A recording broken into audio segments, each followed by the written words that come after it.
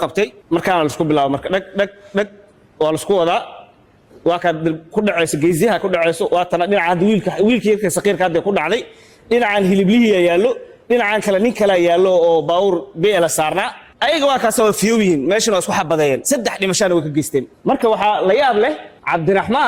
Cabdiraxmaan ninka la yiraahdo labada nin markay isxabadeenayaan Cabdiraxmaan marka hore wuxuu taagnaa meeshaan uu taagay timajaro ku jira diftaaxa hortiis bastool loo qaatay wax dhaqdhaqaaqa ma sameeynin laakiin marka ay isxabadeenayaan Ciiduruus iyo Sayga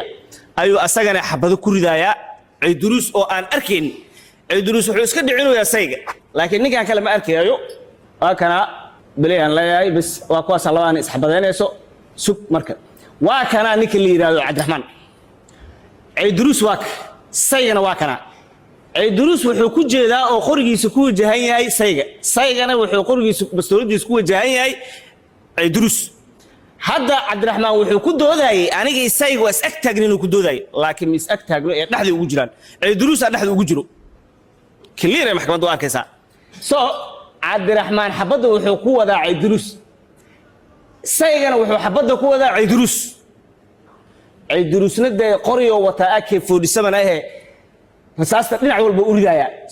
asaga iyo ninkan isla wareeganay marka inta isla wareeganayaan dhinacana xabada u dhacayo Sayga xabadaha uu ridayo hadda